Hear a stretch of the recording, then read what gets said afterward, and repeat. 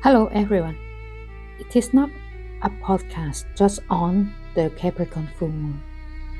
We are in the mid-year check-in, the threshold that we are crossing from the first half of the year to the next half. You might feel a heaviness of what you have been doing, and the sky is asking, is that still true of what you have been doing? So this isn't just another full moon podcast, and it is, I think, is more of a soul reckoning under the Capricorn sky. It lit up by Pluto, shaken by Chiron and Eris, and softened by Jupiter's promise of emotional truth. So in this episode, we are going to talk about why this full moon is a threshold. Pluto, trine Venus, Uranus, and Sedna. That is the soul liberation through voice. And the tension between Jupiter, nourishment, and Saturn, reality. How Chiron and Eris are breaking emotional contract wide open. Hello, everyone. I am Genevieve, your host in Conscious Cafe Astrology. This Capricorn full moon is coming in a few days, but it doesn't stop here. We are going to discuss how we can refine our path in the second half of the year, because we are standing at the mountain's midpoint when ambitions meet exhaustion. And you might feel that your soul is asking, what are you still building? And if it is still true? With Pluto retrograde, Chiron on fire, and Uranus whispering freedom through forgotten truth. This lunation is not simple. It is, I think, as a spiritual audit, a chance to step out of performance and return to what is real. In just a few days, in July the 10th, we will have a full moon in Capricorn, and Pluto, Saturn, Neptune are all retrograde. Uranus just moved into Gemini together with Venus. So in the middle of all this Capricorn full moon stands like a mountain, not demanding you to climb it, but asking you to remember why you ever started. That is a moment of reckoning. So this podcast is not here to predict what will happen, but is here to help us to ground, to remind us who we are beneath all the noises, and to help us realign with the structure of our soul, not just to the world expectations. Let us walk together now into the astrology of this full moon and into what it is asking of you. Since this is a Capricorn full moon, that means we are standing face to face with one of the deepest truths in the zodiac, the weight of our responsibility and the dignity of choosing what we carry. Before we talk about Pluto or Uranus or even Venus, we need to talk about Capricorn and, of course, of his ruling planet, Saturn, the ruler of this full moon. So what is Capricorn actually? Capricorn is an earth sign, not the soft, fertile earth of Taurus, not the mutable, planning earth of Virgo. Capricorn is mountain earth. It is ancient stones, bones, ice, and endurance. He is the elder, the builder, and the survivor. And so Capricorn sign is saying, I don't need to be seen, I need to become. And Capricorn holds the sacred responsibility of time. So during this full moon, when the moon is fully illuminated, we are being asked, what have I been building with my life? And is it aligned with what truly matters? So this full moon reveals the consequences of what we have constructed personally, relationally, even karmically. This will help us to realign with our integrity. First, we need to look at his ruling planet, Saturn. Where is he now? Now he is in Aries, retrograde, conjunct Neptune. So before we can understand what this moon is trying to show us, we have to understand what Saturn is doing. In mythology, Saturn is known as Kronos, the god of time. He ruled before the Olympians, a titan, ancient and unyielding. He wasn't loved, he wasn't praised, but he was feared because he brought consequences. In astrology, Saturn doesn't reward performance, he rewards alignment with effort, integrity, and a long-term truth. But right now, Saturn is not moving forward. He will turn retrograde on July the 12th, just 2 days after this full moon, which means this lunation is ruled by a Saturn looking inward. And Saturn is not alone. He is conjuncting Neptune in Aries, a planet of dreams, mystery, and spiritual longing. Together, they are in the first sign of the zodiac wheel, the place of beginnings, identity, and selfhood. It is quite hard to understand what Aries wants us to act.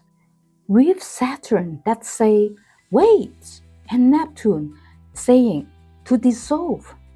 And the result is a holy tension. We want to move, but don't know where. We want to lead, but feel unsure. And we want clarity, but we are wrapped in a smoke of fog. So this moon is ruled by that very same feeling. The Capricorn part of us want to know what's next, but Saturn and Neptune whispering, not yet. First, we need to clear what you thought you were.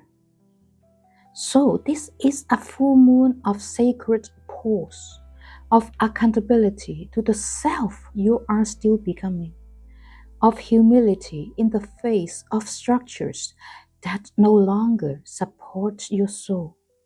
So you might feel like the ground is shaking beneath something you have always relied on. Maybe that is a role, a title, a relationship, or a belief about what success means. So Saturn, together with Neptune, they are asking, is this really yours? And if it isn't, let it crumble and let the scaffolding fall. Because whatever is built next must be true. A reflection for us all. If Capricorn is the mountain, then Saturn and Neptune are the storm upon it, not to destroy the peak, but to test its foundation. What stays will stay. What washed away was never yours to hold. And on top of that, we have Pluto in retrograde, sextiling Saturn and Neptune. The underworld aligned with the temple, karmic architecture, and the soul unseen blueprint. It is a bit complicated to grasp the essence. So as we stand under the light of this Capricorn full moon, with Saturn and Neptune quietly rewriting our identity from within, there is another force humming beneath the surface. Pluto, who is retrograding, ancient and uncompromising. because he is forming a sextile to both Saturn and Neptune. It is a rare and spiritual loaded aspect. In astrology, a sextile is a conversation, a bridge. It says, we are not the same, but we can work together. And in this case, we have the god of the underworld, Pluto, offering his hand to the god of time, Saturn, and the god of streams, Neptune. So let us sink in this idea. The unseen, the eternal, and the sacred unknown are conspiring all together. If we look at the myth of Pluto, Hades, and the throne beneath the world, as we know Pluto, who is also called Hades in the Greek mythology, he wasn't really evil. He didn't lie, seduce, or cheat. He ruled the realm no one could escape, the underworld. So in ancient mystery schools, Pluto wasn't feared. He was honored. He was the keeper of truth, so deep you can only hear it in silence.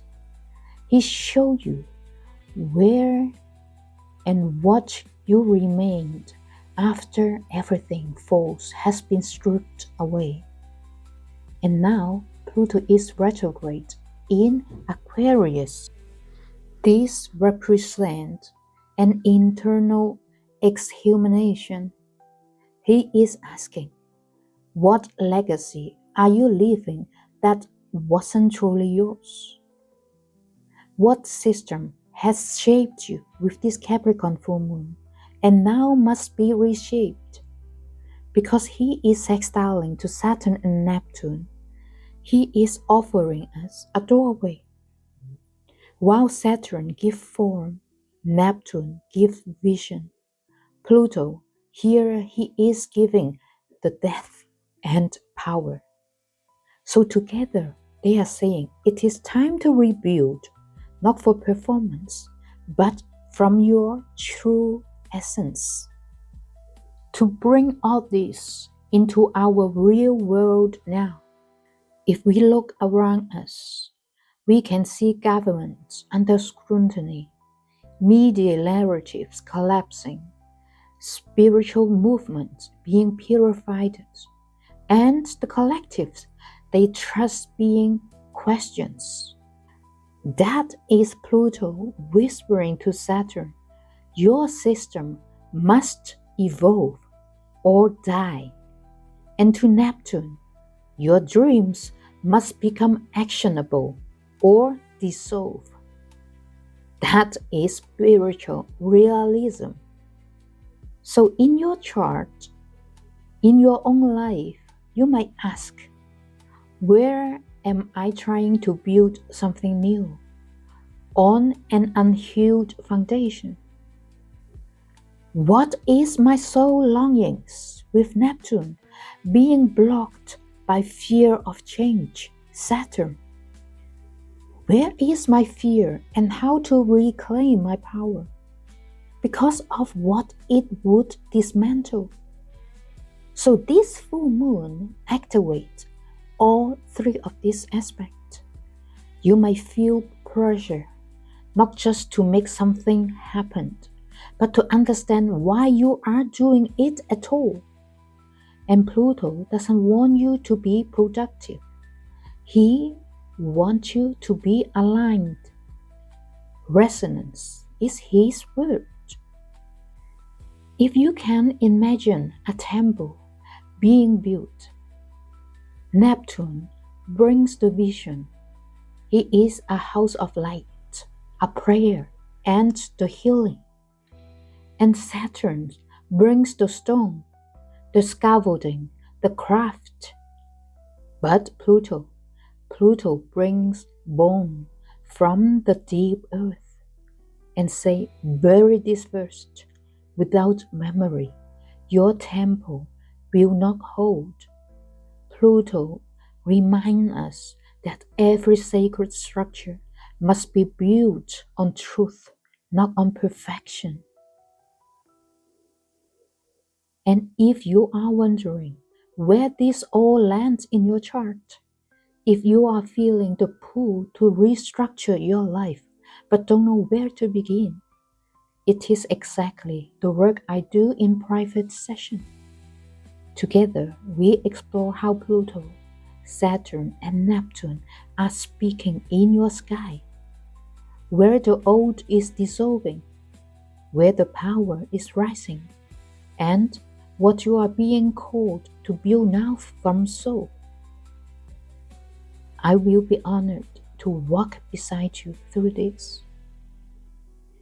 And in the sky, we have something beautiful happening. Jupiter in Cancer, but he is squaring Neptune and Saturn. So the hunger for healing versus the truth of growth. This full moon sat inside a cosmic tug of war between the desire to feel safe and the pressure to grow up. And the heart of that tension is the square of Jupiter in Cancer. So let us look at it. Jupiter is the planet of expansion. He is the one who says, more is possible. Wherever Jupiter goes, he brings growth. But in Cancer, the sign of home, mother, memory, and protection, Jupiter doesn't grow outward, he grows inward. So he asks, what do you need to feel emotionally safe? And where have your roots been dry? So Cancer is the womb of the zodiac, and Jupiter here acts like a soul gardener, watering what's been neglected. Isn't this beautiful? And also vulnerable at the same time. Because true nourishment always surfaces the wound of what was not being given. And in mythology, Jupiter is the Roman name for Zeus, the king of gods. He rules the heaven, throws lightning, and demands justice. But Cancer humbles him. Here, Cancer is not king, but caretaker. He becomes the archetype of the benevolent parent, only if he is willing to listen to the need of the child. So this means not about grand vision, but deep listening. So Jupiter is squaring two heavy weights of the sky, with both of them are in Eris, the sign of individuality, assertion, and becoming. But they are actually in retrograde movement. That the meaning is it is not a push forward, but a review. So the Jupiter, the planet of nourishment, is being challenged by Saturn asking, what's the cost of caretaking? And Neptune asking, are you rescuing or projecting? This square is actually saying that we cannot feed from a fantasy. We cannot grow into the next self when we are not smoothing our past self in secrecy. The emotional translation for this square that we might feel pulled right now beneath these two realities, wanting to nurture ourselves and others, but realizing that our emotional generosity must be keeping us from maturing. We must remember that it is not selfish to prioritize our own healing first, and neither it is sacred to hide behind overgiving. Ask, am I choosing comfort over clarity? Or am I calling codependency compassion?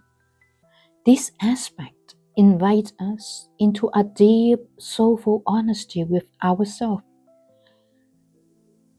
the truth with grace. A gentle mantra for you. Grow where it is real, not where it is loud. Tend the root before reaching for the light. And love yourself enough to tell the truth about what you need. If you are feeling this inner conflict between wanting to hold it all together for others and knowing you need to reclaim something for yourself, it is exactly the kind of work we can do together in a private session. In your birth chart, these tensions have a specific invitation. I would love to help you to understand that. There is another aspect in Aries at this moment that I find interesting. It is Chiron conjunct Eris. The theme of this aspect is about the wound that disrupts. We are letting out our sacred rage, identity, and the unhealed warrior. In all these retrograde power alignment and soul seed sextiles, we have a fire burning at the root of the zodiac. That the fire refused to be silenced, and it is coming from Chiron and Eris. They both conjunct in Aries at this moment. Chiron, the wounded healer, the sacred bridge. He is an archetype most people don't learn about early in astrology, but I personally think he is one of the most important planets of the soul work for us. Because he is not a god, he is not even a human. He is a center, a bridge between worlds, wounded, abandoned, and immortal. Chiron was shot by a poisonous arrow he could never heal from. But instead of becoming bitter, he became a teacher, a mentor, and a medicine man. I would invite you to watch my podcast on Chiron. You can learn so much more about him there. And so, in summary, he teaches us that places where we have been hurt and can become the places where we heal also the others. He is currently in the final degrees in Aries, the sign of selfhood, courage, and identity. It is the end of Chiron's 8-year walk through the warrior's fire. And now the closing gate, he is joined by Eris. And there's so much to tell about Eris. I would certainly do a separate podcast on her, the goddess of discord and the voice of the shadow. At this moment, I can say that Eris is not a gentle archetype. In Greek mythology, she was excluded from a wedding banquet of the god. So she threw the golden apple that sparkled the Trojan War. And most people understand her as a troublemaker because Eris is the voice of the exiled. He is that part of you that was cast out, ignored, or made to feel too much. And so she burned the whole thing down. Eris is the rage you feel when your truth has been ignored for too long. The chaos that erupts when pain has been politely pushed away for generations. With them both together, they are saying one thing loud and clear. You are not here to be liked. You are here to be real. It is not just about your personal wound, also about the collective fire of all the silenced warrior, the unseen children, the shamed identities. This aspect brings emotional vulnerability, anger that seems to come from nowhere, outburst you didn't expect, or the need to say something even if it shakes the room. And it is not because you are unstable, but you are finally hearing the part of yourself that's been silenced for too long. So in our version of mythology, Chiron asked to give up his immortality to end his suffering.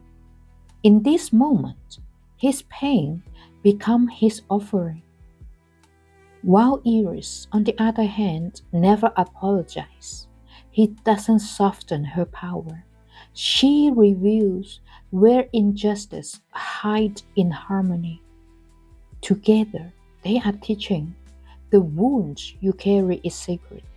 The rage is intelligent, and the world needs both of them, not to destroy, but to realign our resonance. You might feel sudden flare-ups in relationships, old trauma memories resurfacing, frustration that no one sees how hard it has been, or even a fierce clarity about what you will no longer tolerate.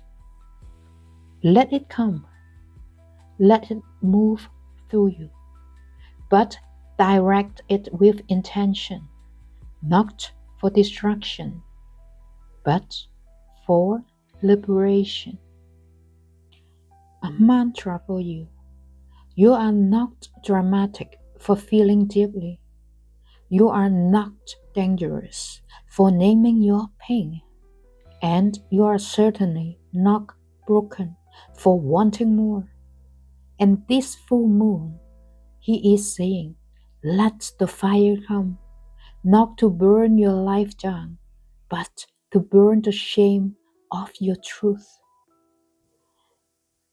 If this part of the sky feels tender, if Chiron or Eris are speaking to a part of you you have never given voice to, I would be honored to help you explore what this means in your birth chart.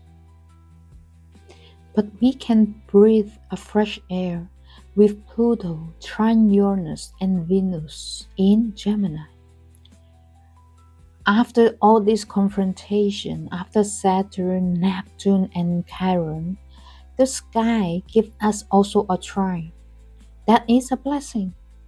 Even though Pluto still retrogrades in Aquarius, he is forming a harmonious trine to Uranus and Venus, and also Saturn in Gemini.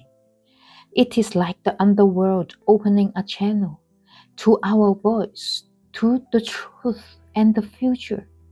It is the integration point of the full moon, and I think the message is to let the truth set you free, even if it is not what they expect.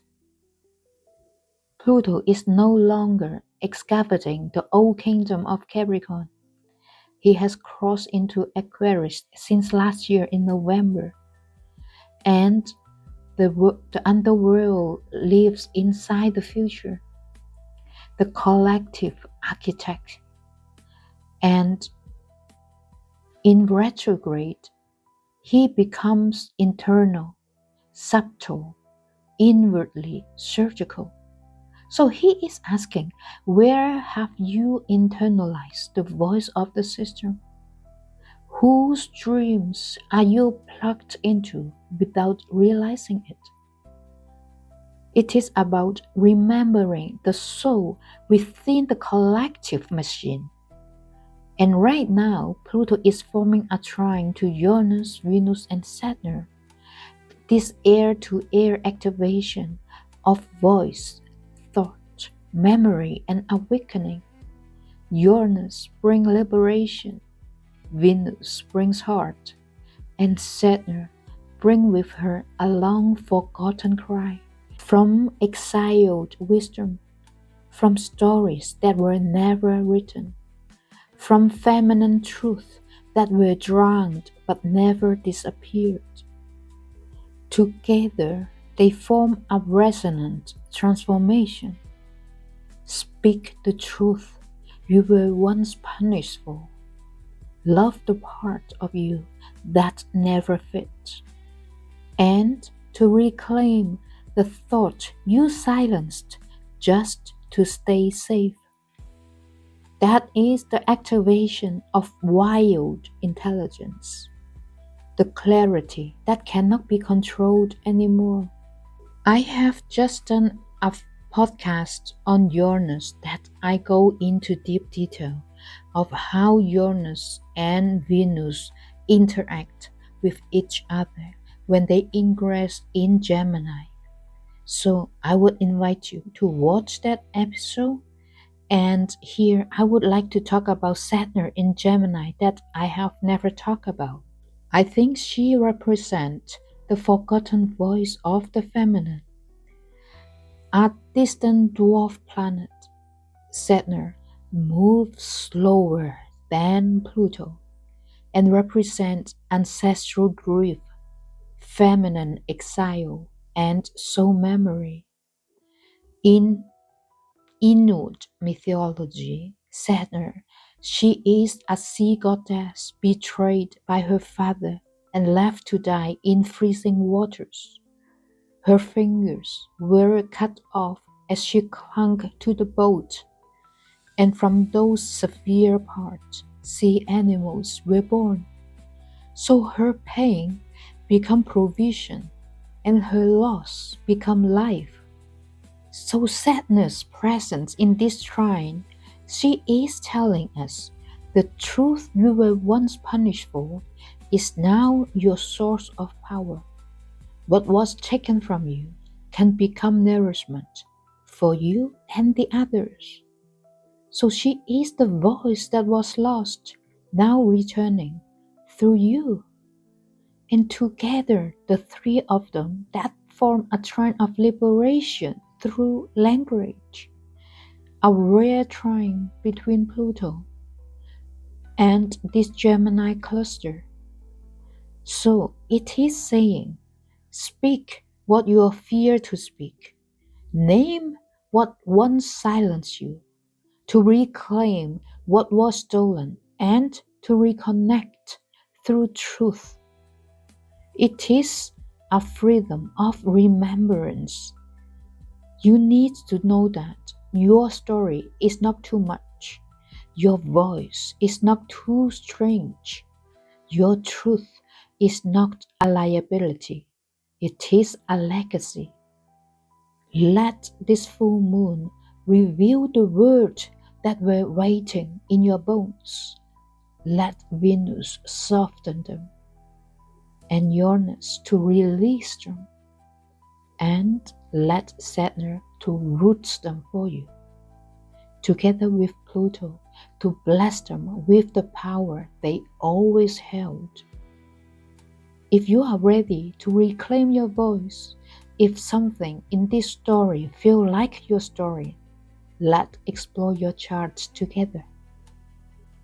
Under this full moon, Venus, she is also squaring Mars in Virgo, the desire versus devotion, integrating the sacred tensions between feminine and masculine.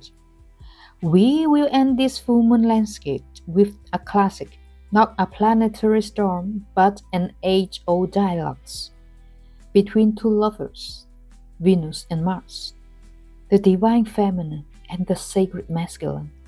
They are now locked in a square, a moment of tension. With Venus in Gemini, she is the curious lover. She speaks with her eyes, flirts with her thoughts, values connection that is mental, fresh and unbound.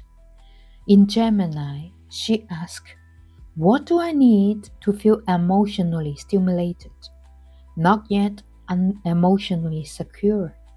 Where can I explore without being claimed? That is a beauty in her flexibility, but also restlessness, a desire to be understood, not possessed. Meanwhile, Mars in Virgo, the devoted servant, he moved with intention, with method, clarity, and service. It is not the Mars who fights for ego, but the one who refines, repairs, and protects what works. His love language at this moment is act of service, detail remembered, plans honored. But sometimes he forgets to let go, to soften, to trust imperfection. So this square, the tensions between these two lovers, it is a necessary friction between likeness and loyalty, curiosity and consistency, and between flirtation and follow through. In relationship, they might show up as miscommunication. One person craving depths while the other needing space, or a feeling that desire is being pulled in opposite direction. So this square is saying something must shift to hold both sacred.